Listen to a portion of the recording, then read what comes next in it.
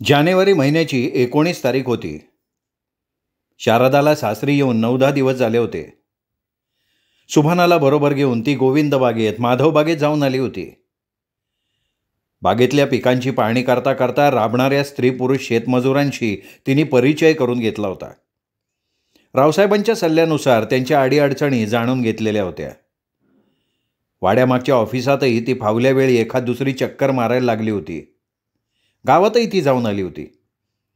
सकाळी नाश्ता करतेवेळी रावसाहेबांनी तिला सहज विचारलं, तुम्हाला दिवसभर वाड्यात बसून राहायचा कंटाळा येत असणार, म्हणून आपल्या दोन्ही बागा नजरेखालून घालायला सांगितल्या होत्या. सुभानला बरोबर घेऊन मी दोन्हीकडे एकदा जाऊन आले. गावातल्या मिळकतींना पण भेटी देऊन आले. आपला पसारा खरोखर फार मोठा आहे रावसाहेब. कामगार मंडळींच्या भेटी घेतल्या की. त्यांच्या अडचणी जाणून घ्यायला सांगितल्या होत्या. तुम्हाला सगळे कामगार देवमाणूस समजतात. तुम्ही सगळ्यांची जातीनं चौकशी करता, प्रत्येकाशी आदरानं वागता, सगळ्यांच्या अडीअडचणींना उभं राहता, म्हणून सगळी कामगार मंडळी खुश आहेत. कारभाऱ्यांचा मात्र त्यांनी फार धसका घेतलेला दिसतोय. का बरं? मी त्यांना कारणं विचारली, पण कुणीही तोंड नाही उघडलं. त्यांच्या श्रमाचं पुरेपूर माप आपण त्यांच्या पदरात टाकतो. कार्यप्रदानाला सढळ हातानं मदत करतो, दिवाळीस बोनस देतो, बाजारहाट करण्यासाठी प्रत्येकाला आठवड्यातून 1 दिवस पगारी सुट्टी देतो. दवापाण्यासाठी कोणाची अडवणूक केली जात नाही, म्हणून कोणी तोंड उघडलेलं नसावं. मळ्यातली सगळी पिकं दृष्ट लागण्याजोगी आहेत रावसाहेब. कोणत्याही प्लॉटमध्ये मला तण, पालापाचोळा, नासधूस नाही दिसली. खूप समाधान वाटलं. इथे वाड्यात काही उणिवा भासतात. इथे मला एकच गोष्ट खटकली आहे. आपलं भोजनगृह नावाला आहे, त्याचा वापर जवळजवळ नाहीच आहे. नाश्त्याचं जाऊ द्या, पण दोन्ही वेळचं जेवण भोजनगृहात करावं असं मला वाटतं. ठीक आहे, तुमची सूचना रास्तय देवी. गीताई, उद्यापासून आम्ही नाश्ता, जेवण भोजनगृहात घेत जाऊ. यानंतर तुम्ही कुठे जाणार? 10 वाजता मला लवळ्याला जायचं आहे. का हो? आपला बंद पडलेला साखर कारखाना पुढच्या गळीत हंगामापासून सुरू करायचा आहे. संस्थापक अध्यक्षांनी कारखान्यात संचालक, बागायतदारांची मीटिंग आयोजित केली आहे. पण कारखाना बंद कशामुळे पडला आहे? अनेक कारणं आहेत. प्रमुख कारण ऊस क्षेत्राचं आहे. परत कधी येणार? 4 वाजतील. काम आहे काही? थोडी किरकोळ खरेदी करायची होती. शिवाय ॲसिडिटी वाढल्यासारखी वाटते. 4 वाजता मी गुळव्याला आणि मुकादमाला ऑफिसकडे बोलवलं आहे. येत्या 26 तारखेला आपलं गुऱ्हाळ चालू करायचं आहे. उद्या सकाळी आपण गावात जाऊ. चालेल की. शारदानं मान डोलवली. रावसाहेब लवळ्याहून परतल्यावर वाड्यात न थांबता पाठीमागे गेले. राणूमामा नावाचा 50शी ओलांडलेला गुळव्या गणाभाऊसह ऑफिसमध्ये येऊन बसला होता. ऑफिसात जाऊन बसताच रावसाहेबांनी त्यांना विचारलं, कधी आलात राणूमामा? काय 10-15 मिनिटं झाली असतील. जाधव साहेब बाहेर गेलेत का? नाही, ते चहा आणायला गेले. चहा झाल्यावर रावसाहेबांनी विचारलं, गुऱ्हाळ कधी सुरू करायचं जाधव साहेब? 20 तारीख निश्चित केलेली होती, पण क्रशर 22 तारखेला मिळणार आहे, त्यामुळे गुऱ्हाळ चालू करणं 26 तारखेवर ढकलावं लागलं. तुम्ही गणाभाऊंना बरोबर घेऊन ऊस तोडणाऱ्या कामगारांकडे जाणार होतात? हो, परवा गेलो होतो आम्ही. एकूण 6 जोड्या 2-3 दिवसात येणार आहेत. प्रत्येक जोडीला 20,000 रुपये उचल द्यावी लागली. त्यांचा मुकादम कोण आहे? त्यो दिनाता कांबे. त्यांनी काही खळखळ? नाही रावसाहेब, नाही. गेल्या आठवड्यापासून दिनातात्या तुमच्या सांगाव्याची वाटच बघत होते. आपलं गुऱ्हाळ जवळजवळ 4 महिने चालतं बरं का जाधव साहेब. रोज 4 आधणं काढायला लागतात. हो, गेल्या आठवड्यात गणाभाऊंनी मला सगळी कल्पना दिली आहे. जयश्री ट्रेडिंग कंपनीचा जनरेटर सांगितला आहे. ऊस वाहतुकीसाठी पाटलांच्या भावाचा टँकर सांगितला आहे. काहिल्यांची दुरुस्ती झाली? कालच झाली आहे. सगळ्या काहिल्या काल आणल्या. तुमचे सहकारी कधी येणार राणूमामा? येतील की उद्या दुपारी. त्यातला बेवडा नाही ना कोणी? नाही रावसाहेब, गेल्या वर्षी बेवड्यांचा लय त्रास झाला बघा मला. आणि चिरंजीवांचं लग्न करणार होतात राणूमामा. साखरपुडा करून ठेवलाय. लग्न दिवाळीत करायचं. आपलं साखर कारखाना सुरू व्हायची बोलवा होती रावसाहेब. हो, पुढच्या गळीत हंगामाला सुरू होईल असं वाटतंय. गोविंद बागेतला 10 एकर आणि माधव बागेतला 10 एकर ऊस आपण कारखान्याला देणार आहोत. बाकीच्या ऊसाचा गूळ करायचा. जवळजवळ 6 वाजेपर्यंत त्यांची या विषयावर सांगोपांग चर्चा चालू होती. धनाजी जेव्हा चहा घेऊन आला तेव्हा चर्चेला पूर्ण विराम मिळाला. अरे, आम्ही चहा घेतला होता धनाजी. अक्कासाहेबांनी ऑर्डर दिली, आणायला लागला मालक. चहा पिऊन होताच रावसाहेब खुर्चीतनं उठले आणि म्हणाले, मी जातो जाधवसाहेब, दिवसभर बाहेर होतो, त्यामुळे मालकीणबाई गुस्स्यात असतील. तुमचं नुकतंच लग्न झालंय रावसाहेब. गाव नवा, माणसं नवी असल्यामुळे आणखीन महिनाभर तरी अक्कासाहेबांना तुमच्या सहवासाची गरज जास्त भासेल, नाही का? मग मात्र रावसाहेब झटपट वाड्यात गेले. त्यांना आलेलं बघता तुळशी वृंदावनाजवळ आराम खुर्चीत बसलेल्या शारदानं उपरोधिक सुरात विचारलं, फार लवकर ऑफिसातलं कामकाज संपवलं? टाइमपास करण्यासाठी मी ऑफिसात बसलो नव्हतो देवी. अहो, कामं नेहमीचेच आहेत रावसाहेब. बाहेरून आल्यावर कमीत कमी चहा पाण्यासाठी तरी थांबायला पाहिजे. धावपळ कमी करण्यासाठी कारभारी नेमलाय ना आता. सगळ्याच गोष्टी कारभाऱ्यावर सोपून चालतील का देवी? मालकाला दुर्लक्ष करून चालत नाही, फार वाईट अनुभव येतात मग. तुमच्यासाठी बदामाचा शिरा करून ठेवला होता. गीताईंचा सल्ला घेतला नसणार तुम्ही. गीताई काय वाड्याच्या मालकीण आहेत का? शारदा देवी. देवी, अहंकाराला काबूत ठेवा. गीताई कोण आहेत हे तुम्हाला माहिती नाहीये. जन्मदात्या आईपेक्षा त्यांनी माझे जास्त सायास केलेत आणि त्यांचा झालेला अपमान मला सहन होत नाही, होणार नाही. तुम्ही नवीन आहात इथे. मालकिणीला संयमानं तारतम्यानं वागावं लागतं देवी. जेवायच्या वेळी जिजाला बदामाचा शिरा गरम करायला सांगा. रावसाहेब, शारदा पुढे बोलूच शकली नाही. मी रागवलेलो नाही तुमच्यावर. तुम्ही नवे आहात म्हणून या वाड्याच्या मालकिणीला सर्कशीच्या रिंगमास्टरप्रमाणे घरंदाजपणाचे धडे देतोय मी. नाही, मला वाटलं. मी शक्यतो कधीही कोणावर रागवत नाही देवी. तुमचा आवाज कारडा आहे, नजर भेदक आहे, बोलण्यात जरब आहे, काळजाचं पाणी होतं रावसाहेब. फणसा अंगी काटे, आत अमृताचे साठे, ही अभंगवाणी माहिती आहे ना तुम्हाला? रावसाहेबांनी स्मितवदनानं विचारल्यावर शारदाच्या काळजातली धडधड थांबली. स्वतःला सावरल्यावर तिने विचारलं, दुपारी कुठे जेवलात? साखर कारखान्याच्या अध्यक्षांनी दुपारी श्रीखंडपुरीच्या जेवणाचा बेत आयोजित केला होता. मग आता जेवायला भूक आहे का नाही? माझं जेवण नेहमी मापात असतं देवी. नेहमी 2 घास कमी खायची सवय लावून घेतली मी. काय बेत काय आहे जेवणाचा? वाफवडा करी, मसाला भेंडी आणि आळू वड्या. पोटपूजा चांगली जमायला लागली तुम्हाला. त्याशिवाय सध्या तरी दुसरा उद्योग नाही ना मला. सुनूचा आवाज येत नाहीये. मी तिला इथे घेऊन बसले होते, फार त्रास द्यायला लागली म्हणून मग गीताई तिला वरच्या खोलीत घेऊन गेल्या. 7च्या बातम्यांची वेळ झाली आहे, उठा. आज 7 वाजता छान सिनेमा आहे रावसाहेब. सिनेमा बातम्यांनंतर? कोणता आहे? जयश्री गडकरचा, सांगते ऐका. पाहिलाय मी 2दा. मग आणखीन एकदा बघा. तुमच्या आग्रहाखातर 1 तासभर पाहीन, आत्ताच सांगतोय. तासाभरानंतर जाणार आहात का कुठे? नाही. 8 वाजता जेवण, जेवणानंतर 15-20 मिनटं शतपावली, मग अर्धा पाऊण तास सुनूसह बैठकीची खोली, 10 वाजेपर्यंत फोनजवळ बसून राहायचं आणि त्यानंतर आपला सिनेमा. किती वाजेपर्यंत? तुमच्या पापण्या मिटेपर्यंत.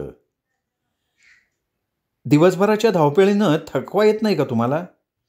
शरीर सुखात अमृताची गोडी असते देवी. हा गोडवा चाकताना दिवसभरचा थकवा कुठल्या कुठे पळून जातो. तुमचा काय अनुभव? तुमच्यापेक्षा काही वेगळा नाही आहे. तृप्ती झाल्याशिवाय गात्र शिथिल होत नाहीत आणि मग निद्रादेवीची आराधना नाही करावी लागत. उजाडल्यावर बळच डोळे उघडायला लागतात. मग दुपारी तासभर झोपायची सवय लावून घ्या. अहो, तुम्ही असता, सुनू असते, आल्या गेल्यांचा राबता असतो, ते नाही शक्य होत ना. गुऱ्हाळ संपेपर्यंत शारदा 3-4 दिवसांसाठी फक्त 2दा काही ती माहेरी गेली. तिचं सगळं व्यवस्थित मार्गाला लागल्यामुळे अधूनमधून सतावणारी एका गोष्टीची तिची चिंता नाहीशी झाली. यानंतर पाणकाळा सुरू झाला होता. पर्जन्यधारा धरतीला सचईला स्नान घालायला लागल्या. खरीपाच्या पिकांनी काळी आई रोज नवा शालू परिधान करायला लागली. गिरिजा माईप्रमाणे ओढे नाले व्हायला लागले होते. पशुपक्ष्यांच्या चारा पाण्याची सोय झाल्यामुळे बळीराजाप्रमाणे सगळी जीवसृष्टी सुखावली. मैथुन सुख हा शारदाचा सगळ्यात आवडता विषय होता. नवती रोमारोमातून ओसंडून वाहत असल्यामुळे पलंगाला पाठ टेकताच पेटणारा मदनाग्नी मध्यरात्र उलटेपर्यंत शांत होत नव्हता. रावसाहेबांच्या रेशमी करपाशा शिरल्याबरोबर शारदाला जगाचा विसर पडत होता. या 3-4 महिन्यात तिला माहेरची क्वचित आठवण आली असेल आणि आली तरी नवऱ्याच्या विरहाच्या कल्पनेनं ती लगेच विसरूनही जात होती. श्रावण महिना सुरू झाल्यानंतर नागपंचमी 3 दिवसावर आली तेव्हा रात्री 7:30 वाजता शारदाला सावित्रीबाईंचा फोन आला. रावसाहेब फोन जवळ होते. रिसिव्हर कानाला लावून ते म्हणाले, हॅलो, कोण बोलतंय? अहो, मी शारदाची आई. फार दिवसांनी फोन केला मामी. आता काय, तुम्हाला आमची आठवण आहे ना, मग लागला फोन करायला. पारगावला फोन कर असं तुमच्या लेकीला 2दा म्हणालो मी. अहो, तिचा स्वभाव नाही माहिती तुम्हाला. नाकाच्या शेंड्यावर राग आहे तिचा. काही हिताचं सांगाय गेले की राग येतो ना तिला. काय सांगताय? विश्वास नाही बसत आहे माझा मामी. अहो, इथे तर तिला रागवलेलं मी एकदाही पाहिलं नाही. काय आहे, तुम्हाला तिला घाबरती रावसाहेब. असो, सगळी खुशाल आहेत ना? हां रावसाहेब, नागपंचमी 2-3 दिवसावर आली म्हणून केला फोन. शारदा कुठे आहे? रसोई घरात आहे, बोलवतो. सदा मालकीणबाईंना बोलव, त्यांच्या आईचा फोन आलाय त्यांना सांग. आणि काय चाललंय रावसाहेब तुमचं? काय वांगी, भेंडी, मिरच्याची तोडणी, कारली, वाटाणा, कोबी फ्लॉवरची लागवड चालू आहे, टोमॅटोची बांधणी चालू आहे. तेवढ्यात शारदा आली. तिच्या हातात फोन देत रावसाहेब म्हणाले, घ्या, तुमच्या मातोश्रींचा फोन आहे. हॅलो आई, शारदा बोलते. काय करत होती ग? अगं, रसोईत सुनूला मांडीवर घेऊन पाठावर बसले होते. फोन का केला? का नको करायला? तुला आठवण येई ना, आईचा जीव आहे माझा तुझ्या भेटीसाठी आसूसलाय. आई, अगं मी काही वनात नाही पडले, आनंदात आहे मी. अगं, नागपंचमी 2-3 दिवसावर आली पोरी, 1-2 दिवस येऊन जा म्हणून फोन केला. आई, अगं नोकर चाकर वगळता वाड्यात फक्त आम्ही दोघंच, पतीपत्नी आणि चिमुरडी सुनू. रावसाहेबांना आणि सुनूला सोडून सध्या तरी मी पारगावला नाही येऊ शकणार आणि आमचा पसारा खूप मोठा आहे, त्यामुळे दिवसभर वाड्यात राबता असतो आणि रावसाहेबांना त्यांची कामं, त्यामुळे त्यांना वाड्यात थांबून राहता येत नाही. अगं मग येशील कधी? आता मी थेट दिवाळीच्या सणाला. तुझ्या जावयाला नातीला घेऊन 2-3 दिवस येऊन राहिला, तोपर्यंत काही माझी वाट बघू नका. आणि राखी पौर्णिमेला एक काम कर, राखी पौर्णिमेच्या दिवशी प्रकाशला पाठव इकडे आणि आरतीला पाठव. ठेवू का फोन? आई, एक विचारायचं आहे. लग्ना अगोदर मासिक पाळीत माझा 3 दिवस ऋतुस्त्राव व्हायचा. लग्नानंतर 2 पाळ्या वगळता प्रत्येक पाळीत 5-6 दिवस आणि प्रमाणापेक्षा जास्त होतोय, त्यामुळे काळजी वाटते. नाही, त्या काळात वटी पोटात दुखते का? किंचित. पांढरा होतो का लाल? लाल होतो. डॉक्टरकडे जायला पाहिजे काही? नाही, त्रास वाटत नसेल तर डॉक्टरकडे जायची गरज नाही. तेलकट तिखट आंबट खाणं कमी कर फक्त. आणि काय ग? पोरी, जवानीची नशा लय वाईट असते. माणसाला ताणभोग विसरायला लावती. अतिरेक झाला तर शरीरावर परिणाम झाल्याशिवाय राहत नाही. ठीक आहे, ठेवते फोन. उद्या परवा सवडीने करीन. स्वयंपाक सुरू आहे आता. यानंतर मध्यंतरी 4-5 दिवस गेले. रविवार होता. दुपारी 2-2:30 वाजायची वेळ. रावसाहेब सकाळी 10 वाजता लवळ्याला मीटिंगसाठी गेले. शारदा जेवणानंतर तासाभरानं झोपल्याच्या इराद्यानं आपल्या खोलीत येऊन बसली. ती पलंगावरती अंग टाकणार तो जिजा दारात आली आणि म्हणाली, अक्कासाहेब, आपल्या मुकादमाची बायको सुमाताई तुम्हाला भेटायला आले. त्यांना बैठकीच्या खोलीत बसायला सांगा. 5-6 मिनिटांनी शारदा बैठकीच्या खोलीकडे गेली. तिला बघता सुमाताई आदरानं उठून उभी राहिली. शारदा बैठकीवर बसून पदर डोक्यावर घेत म्हणाली, अहो सुमाताई बसा. अहो, माझं पण माहेरगाव पारगाव आहे बरं का अक्कासाहेब. काय सांगताय? 2दा भेटलो आपण, एकदाही बोलल्या नाहीत. अहो, आम्ही पडलो नोकर माणसं. सुमाताई, हा रावसाहेब देशमुखांचा वाडा आहे. या वाड्यात नोकर चाकराला कधी हीन लेखलं जात नाही, माहिती आहे ना? तसं नाही, आपला फारसा परिचय नाही ना. मग तुमचं माहेरघर पारगावात कुठे आहे मला सांगा बरं. अहो, ऑइल मिल मागच्या बलोते आली लगत माझ्या वडिलांचं साधं 3 खानाचं दगड मातीचं कौलारू घर आहे बघा. बलुते आळीकडे क्वचित गेली असेल मी, बरं काय काम काय घेऊन आलाय? काम माझं नाही अक्कासाहेब. मग कोणाचं? अहो काल माझ्या धन्याबरोबर आपल्या माहेरचा 25-30च्या दरम्यानचा एक अनोळखी माणूस आला. नाव नाही विचारलं का त्याचं? विचारलं की. भिवा वडारे म्हणाला तो. भिवा? शारदाला क्षणात दरदरून घाम फुटला होता. तिच्या पायाखालची वाळू सरकली होती. भला मोठा भूकंप झाल्यासारखा वाटला तिला. अंधारातलं पाप उजेडात येऊ बघतंय म्हणून तिचं काळीज धडधडायला लागलं. घामाघूम झाल्यामुळे सावरायला तिला बराच वेळ लागला. ती पदरानं घाम पुसत असताना सुमाताईने विचारलं, काय तब्येत बरी नाही काय अक्कासाहेब? नाही, सकाळी ताप आला होता म्हणून 2 तासापूर्वी तापावरची गोळी घेतली होती मी. सुमाताईचा प्रश्न पथ्यावर पडल्यामुळे काहीसं खुश होऊन शारदा वेळ मारून नेण्यासाठी म्हणाली, पण तिच्या काळजातली धडधड मात्र जरासुद्धा कमी झालेली नव्हती. जे नको वाटत होतं तेच नेमकं दत्त म्हणून समोर आलं होतं. सुमाताईच्या मनात भलतीसलती शंका येऊ नये म्हणून गप्प राहून चालण्यासारखं नव्हतं. शारदा म्हणाली, पंख्याचं बटन चालू करता सुमाताई? करते की. कुठं आहे ते बटन? हे काय तुमच्या मागेच आहे 3 नंबरचं. पाणी प्या थोडंसं. पंख्याचं बटन दाबून सुमाताई म्हणाली आणि मध्यंतरी 3-4 मिनटं जाऊ दिल्यानंतर शारदानं विचारलं, हा भिवा कुठे भेटला गणाभाऊंना? भाजी बाजारात भेटला त्यो. तुमची ओळख सांगितली. तुमच्या वडिलांकडे त्यो काम करत होता म्हणला. तुमच्या वडिलांनी कामावरनं काढून टाकलं म्हणला. चोरीचा आळ घेतला त्यांनी माझ्यावर. त्यामुळं बायको रुसून माहेरी जाऊन राहिली. कामधंदा नसल्यामुळं आई लागली भांडाया. उपासमारीची आली पाळी. त्यामुळं भटकत भटकत तालुक्याच्या गावी आलो. असं काय बाय रात्री धान्याला बरंच काय सांगत होता त्यो. तो काही काम मागायला आलाय का आपल्याकडे? हां, म्हणजे आम्हाला तसं वाटते बरं का अक्कासाहेब. भिवा वडारी शारदाला जळत्या निखाऱ्यासारखा वाटला होता. त्याचं तोंडसुद्धा बघायची तिची इच्छा नव्हती. धरलं तर चावतंय, सोडलं तर पळतंय असं वाटल्यामुळे तिची मती गुंग झाली होती. भिवा तिच्या अवघड जागेचं फार मोठं दुखणं होतं. त्याच्यावरचा उपाय सापडला नाही तर आयुष्याची होळी झाल्याशिवाय राहणार नव्हती. का हो गप का झाला अक्कासाहेब? नाही अगं, मी भिवाबद्दल विचार करतेय. लोखंडाला वाकवायची त्याच्यात ताकद असल्यामुळे बाबांनी त्याला कामावर ठेवला होता. पण त्यांचा विश्वास संपादन केल्यानंतर तो चोऱ्या करायला लागला आणि चोरीच्या संशयावरनं बाबांनी त्याला कामावरनं काढून टाकला. 3 वर्ष झाली त्या घटनेला. पण तो तुम्हाला भेटायचं म्हणतो. कधी भेटायला पाठवू तुम्हाला? नाही, त्याला नका पाठवू इकडे. बाया मग मी उद्या दुपारी गुऱ्हाळाकडे आले ना की भेटीन त्याला. पण अक्कासाहेब आम्हाला तो माणूस लय पाताळ यंत्री वाटतोय बरं का.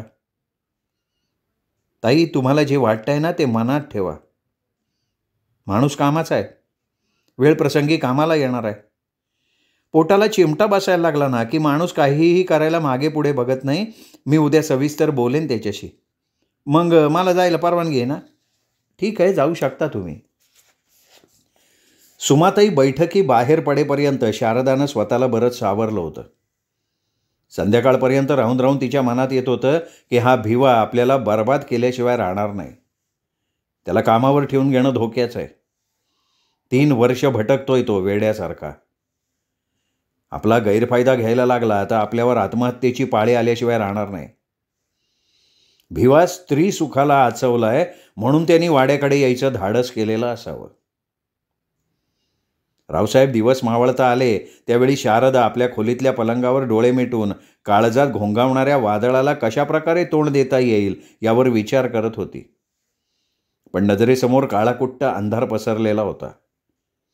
केलेलं पाप भूतकाळाच्या उदरात गडप झालंय हे गृहीत धरून तिने रावसाहेबांबरोबर संसाराचा डाव मांडला होता. पण रावसाहेब फ्रेश होऊन तिच्या समाचारासाठी आले आणि पलंगावर बसत त्यांनी तिला प्रेमानं साथ घातली. शारदा देवी, दिवे लागण्याची वेळ झाली आहे, उठताय ना? शारदाला डोळे उघडावेच लागले. भला मोठा श्वास सोडून ती बळच धापा टाकत उठून बसली. कपाळावर अंगठ्यानं दाब देत तिने विचारलं, तुम्ही कधी आलात? हे काय आता एवढ्यात आलो. हातपाय धुत होतो तेव्हा तुम्हाला बरं नाही असं गीताई म्हणाल्या. हो ना, दुपारपासून डोक्याला ठणका लागलाय. हातपाय गळून गेल्यासारखे वाटत आहेत. जिजाला सुंठ विलायची टाकून कॉफी बनवून आणायला सांगितली आहे. कॉफीबरोबर क्रोसिनची गोळी घ्या, अर्ध्या तासात बरं वाटायला लागेल. तसा बाम चोळलाय कपाळाला? पहिल्या बोळवणीनंतर आल्यापासून आपण कधी शरीराला विश्रांती दिली नाही ना, अतिरेक झालाय. अधूनमधून तुमच्या या खोलीत झोपत जा. 4-6 दिवस माहेरी जा. मी अनेकदा सांगितलं तुम्हाला. पण दिवाळीपर्यंत माहेरी येणार नाही असं मी आईला सांगितलं. ऐकलंय मी ते. अतिरेक चांगला नसतो, म्हणून इथून पुढे तरी आठवड्यातनं 2-3 दिवस या खोलीत झोपायला सुरुवात करा. तुम्हाला एकट्याला झोप लागेल? माझी चिंता करू नका. आपल्या लग्नाला 7 महिने झाले शारदा देवी. शरीरसंग म्हणजे काय खाऊ नाही. मलाही अलीकडे अशक्तपणा जाणवायला लागलाय. आजारी पडून चालण्यासारखं नाही आहे आपल्याला. कारभारी नेमलाय तरी तुमची धावपळ कमी व्हायला तयार नाही. जाधव साहेबांच्या हाताखाली एक लिपिक नेमायचं आहे, मग थोडी धावपळ होईल कमी. आपला वाडा कारगावपासनं बराच दूर आहे. अलीकडे दरोड्याच्या बातम्या रोज ऐकायला यायला लागल्यात. म्हणून आपल्या वाड्यावर रात्रीचा पहारा देण्यासाठी एखादा धडधाकट रखवालदार पण नेमावा रावसाहेब. कधी कोणती वेळ येईल सांगता येईल का? शारदा संधी साधून म्हणाली. रात्रभर शारदेच्या डोळ्याला डोळा लागला नव्हता. 3 वर्षांपूर्वींच्या तिच्या व्यभिचाराच्या घटना तिला वारंवार जशाच्या तशा नजरेसमोर दिसत होत्या. दुपारची वेळ. अंघोळ करून विहिरीच्या पायऱ्या चढून वरती आलेला वडाऱ्याचा तरणा बांड, नजरेला मोहिनी घालणारा गुटगुटीत भिवा, त्याचा गोटीसारखा पिळदार देह, नितळ पाणीदार गव्हाळी वर्णाचं त्याचं मुखकमल शारदाच्या नजरेसमोरून हटायला तयारच नव्हतं. नंतरच्या त्याच्या उसाच्या फडातल्या, ओढ्यातल्या करंजाच्या झाडाखालच्या, पडळीमागच्या बागेतल्या गाठी भेटी, मैथून सुखाची लागलेली चटक आणि मग लागोपाठ 2 मासिक पाळ्या चुकल्यामुळे तिला बसलेला हादरा. आणि त्यानंतर भिवानं तिला दाखवलेली पारगावच्याच वैदूवाडीतली मुक्ता वैदिण. तिच्याकडून करून घेतलेला शहारे आणणारा वेदनादायी भयानक गर्भपात, त्यावेळी झालेला किळसवाणा रक्तस्त्राव, मानसिक त्रास, हे सगळंच्या सगळं अगदी चलचित्रपटाप्रमाणे तिच्या नजरेसमोर साकारत होतं. सोन्याची अंडी देणारी कोंबडी हाती लागल्याचा मुक्ता वैदिणीला आनंद झाला होता.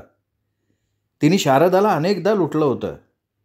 त्याचप्रमाणे पारगाव सोडून परागंदा होण्यासाठी शारदानं भिवावरही जवळजवळ लक्षावधीची उधळण केली होती.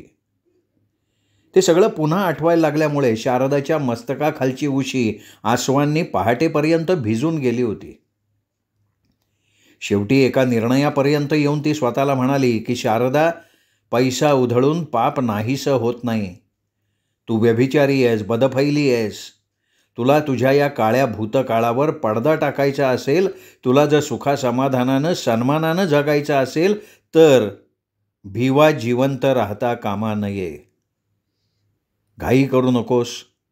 या कानाची त्या कानाला खबर न लागता प्रत्येक पाऊल विचारपूर्वक टाक. सगळं परस्पर व्हायला पाहिजे. शंकेनं कुणीही तुझ्याकडे बोट दाखवता कामा नये. सकाळी आंघोळीनंतर ती नाश्त्यासाठी रावसाहेबांसमोर येऊन बसली तेव्हा चेहरा फारसा उजळलेला नव्हता. तिला पुरेशी झोपच मिळालेली नव्हती. रावसाहेबांनी तिला विचारलं, तुम्हाला अजून बरं वाटत असलेलं दिसत नाही. नाही, बराच फरक पडलाय. नाश्त्यानंतर आणखीन एक क्रोसिनची गोळी घेईन. त्यापेक्षा आपण डॉक्टरांच्याकडे जाऊन येऊ. अहो, आजार किरकोळ स्वरूपाचा आहे रावसाहेब. पण दुखणं अंगावर काढणं चांगलं नाही ना. फार चिंता करता तुम्ही. राहिलं गीताई, अहो फक्त 5 मिनटं बसून राहा शांतपणे. जिजा भाजणीची थालीपीठं करतीये. गीताई रसोईतून म्हणाल्या. गीताई मोठ्या ट्रेमध्ये नाश्त्याच्या प्लेटी दूध घेऊन आल्या. त्या टेबलवर मांडत असताना रावसाहेबांनी विचारलं, सुनू उठली का नाही अजून? नाही उठली. तुम्हाला तिने बहुतेक अर्ध्या रात्रीपर्यंत जागवलं ना? अपार धिंगाणा घातला. चुरू बोलायला लागली आहे, त्यामुळे भंडावून सोडलं तिने. म्हणून तिला मी माझ्याकडे झोपायला नेणार होते. लहान मुलांना देवाघरची फुलं म्हणतात गीताई.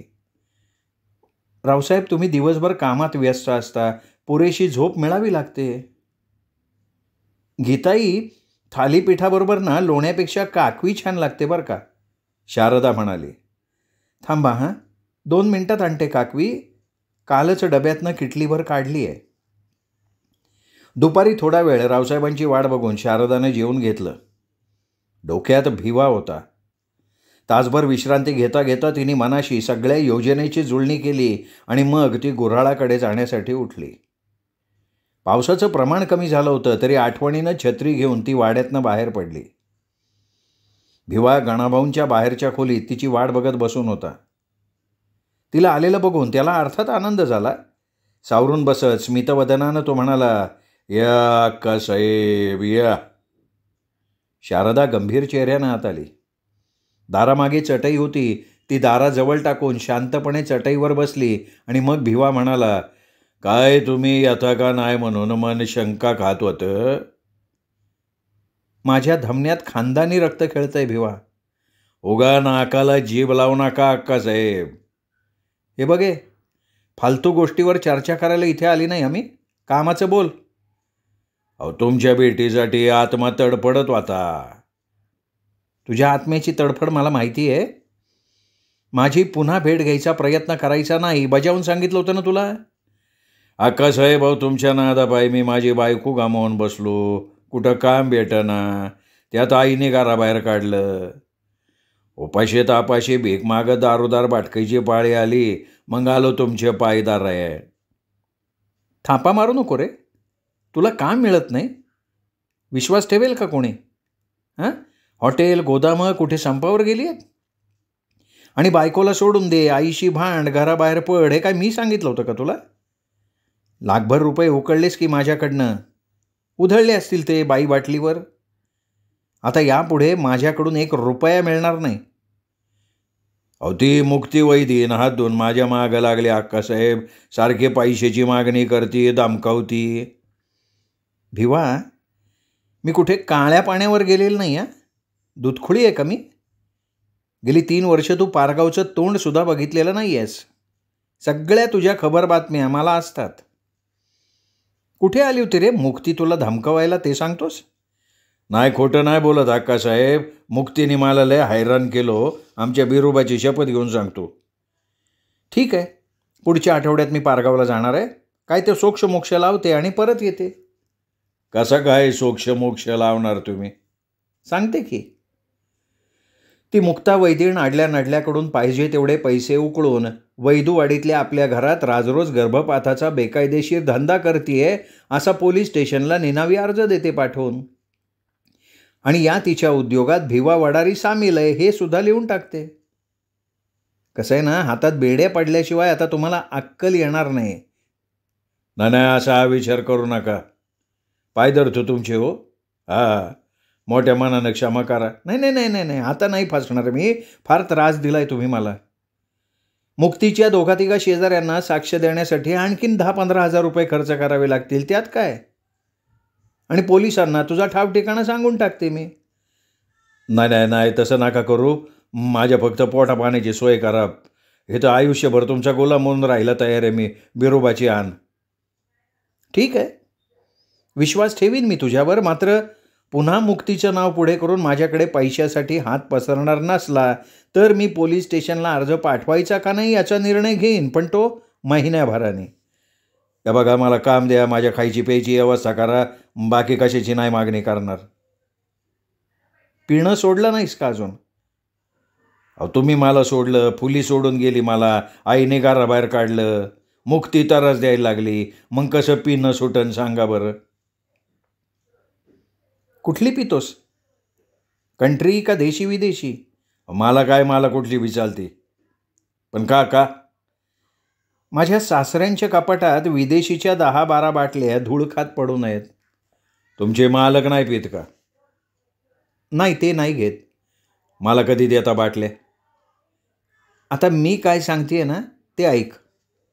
7-8 दिवस जाऊ देत. येत्या 1 तारखेपासून रावसाहेबांना विनंती करून मी तुझी वाड्याच्या राखणदारीसाठी नेमणूक करणार आहे. रात्री 8 ते सकाळी 6 वाजेपर्यंत रोज 10 तासांची ड्युटी असेल तुला. गणाभाऊकडे तुझ्या जेवणाची, चहा पाण्याची तुर्तास व्यवस्था राहील. दिवसभर काम नाही, त्यामुळे तुला सुट्टी मिळणार नाही. आणि पगाराचं रावसाहेब सांगतील तुला. कोण आहे ते रावसाहेब? माझे पती. लय मोठी आसामी गाठली बरं का अक्कासाहेब. गाठलेली नाही आहे, नशिबानं मिळाली आहे. आणि रावसाहेबांना सगळे नोकर चाकर मालक म्हणतात, लक्षात ठेव. तुमच्या त्या सासरेच्या कपाटातल्या विदेशीची चव चाकली नाहीस ना कधी? नाही ना, लय दिवसापासूनची इच्छा आहे. पण कामावर हजर झाल्याशिवाय तुला मी एकही बाटली देऊ शकणार नाही भिवा. रावसाहेबांना न कळू देता चोरून लपून तुला मला बाटली द्यावी लागेल. आपण तवर प्यायला नाही भेटलं तर माझ्या येड लागायची पाळी यांना. हे बघ, दारूचं व्यसन चांगलं नाही. दारूच्या आहारी गेलेल्या कुठल्याही माणसाचं भलं झालेलं नाही. कधी समजायचं रे हे तुला?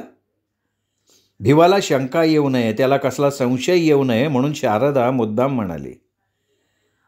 अहो बाल्यापोराचा विचार करणं दिलंय मी सोडून. सगळं कामावून बसलोय. आपलं म्हणणारं कोणी राहिलं नाही माझ्याकडं, तुम्ही सुद्धा. हे बघ, आता मी लग्नाच्या बंधनात जखडली आहे. तुझ्या नादी लागून फार मरणयातना भोगलेत मी. रखवालदारीच्या कामावर हजर होईपर्यंत खर्चासाठी काहीतरी. हे बघ, तुला एकही रुपया खर्च नाही आहे. मी गणाभाऊंना सांगून जाते. एक सांगायचं राहून गेलं. कामावर येताना प्यायची नाही, जेवून यायचं. दुसऱ्या दिवशी कामावरनं इथे आल्यानंतर जेवल्यानंतर प्यायची. त्यानंतर झोपायला गुऱ्हाळाच्या शेडकडे जायचं. 1-2 महिन्यांनी तुला इथे सेपरेट खोली बांधून देईन. गणाभाऊ तुझ्या खाण्यापिण्याची व्यवस्था करतील, हे पुन्हा सांगते मी तुला. आणि बेईमानी हरामखोरी करायची नाही, कारण गाठ माझ्याशी आहे, लक्षात ठेव. असं म्हणून शारदा तिथनं उठली. श्रोते हो, तुम्ही ऐकत होतात पोपटराव भसे लिखित रावसाहेब या कादंबरीचा भाग. हा 7वा भाग इथेच संपला. 8वा भाग ऐकण्यासाठी उद्या भेटूयात दीपक रेगे कथाकथन चॅनलवर. तोपर्यंत नमस्कार श्रोते हो.